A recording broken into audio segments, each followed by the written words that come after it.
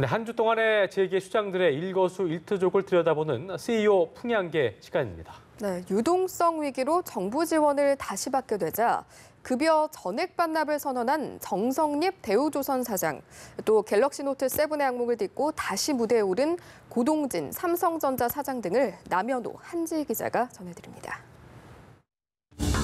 네, 롯데그룹 창업주 신격호 총괄회장입니다. 4월 3일 국내 최고층 건물인 잠실 롯데월드타워 개장을 앞두고 그가 개장식에 참석할 수 있을지 관심이 쏠리고 있습니다.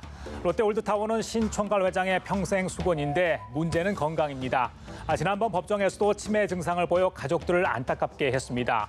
무엇보다 신 총괄회장의 월드타워 방문은 신 총괄회장을 돌보고 있는 장남 신동주 전 부회장 측의 결정에 달려 있습니다. 동생인 신동빈 롯데그룹 회장과 경영권 다툼을 벌이고 있는 그가 동의할지 미지수입니다. 롯데는 최근 롯데 임직원 일동 명의의 초청장을 신 전 부회장 측 인사에게 전달했다고 합니다. 언제 어느 때라도 좋으니 꼭 방문해주라는 내용이라죠. 신 총괄회장이 롯데월드타워 현장을 찾은 것은 1년 3개월 전으로 이 103층 공사 현장을 둘러본 게 마지막이었습니다. 개장 당일 혹은 그 이후에도 신 총괄회장의 월드타워 방문은 업계의 화제거리가 될 듯합니다. 고동진 삼성전자 무선사업부 사장입니다. 삼성의 차기 프리미엄폰 갤럭시 S8을 전 세계 소비자들에게 공개하는 자리에 섰습니다. 고 사장이 신제품을 직접 소개하는 것은 작년 8월 갤럭시 노트 7 이후 처음인데요. 갤노트 7은 출시 초반 대박을 터뜨렸지만 배터리 폭발로 생산 중단까지 가는 사태를 맞았죠. 7조 원의 막대한 손실이 발생한 만큼 사태 수습 후 경질될 수 있다는 부정적인 관측이 지배적이었습니다. 일각에서는 이재용 부회장이 뇌물 공여 등의 혐의로 구속 기소된 후 임원 인사가 대부분 보류되면서 고 사장도 직간접적인 혜택을 받는 것이 아니냐는 분석도 있었는데요. 그런 그가 다시 새 스마트폰을 들고 무대에 선 겁니다. 그만큼 고 사장의 어깨가 무거울 듯합니다. 과거 신제품 행사 때마다 치밀하게 계산된 쇼맨십을 보여준 고 사장. 이번에도 기대를 저버리지 않아 참석자들로부터 호평을 받았다고 하죠. 이번 신제품 출시를 계기로 시장에서 자신은 물론 삼성 스마트폰의 신뢰를 회복할지 주목됩니다. CEO 내정 5개월 만에 추총을 통해 네이버의 새 수장으로 공식 등극한 네이버 한성숙 대표입니다. 이 엠파스를 거쳐 2007년 네이버에 합류한 한 대표는 네이버페이 등 네이버의 대표적 서비스들을 총괄해온 서비스 전문가입니다.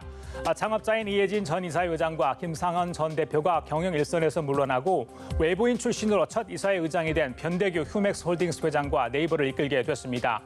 대표 내정 이후 네이버는 인터넷 포털 기업을 넘어서 테크놀로지 기업으로 체질을 바꾸고 있다는 평가를 받고 있습니다. 한 대표는 CEO 내정 이후 지난 5개월간을 감당하기 힘들 정도로 변화가 많았다는 말로 요약했는데 그만큼 강행군을 했다는 의미겠죠. 이 IT 업계 최초로 자율주행차 운행에 성공한 데 이어서 이달 초엔 AI 서비스 클로바를 공개하고 AI 기반 대화형 서비스인 네이버 아이도 출시했습니다. 한 대표는 취임 일성으로 투명 경영이라는 비전을 제시했습니다.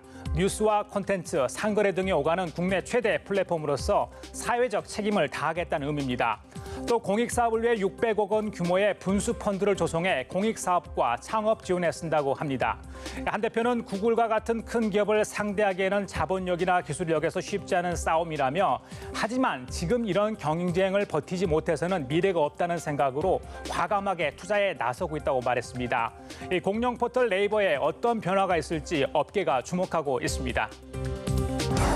신몰과 회생의 갈림길에 선 대우조선해양의 정성립 사장입니다. 최근 사내 방송을 통해 자신의 급여 100%를 반납하겠다고 밝혔는데요.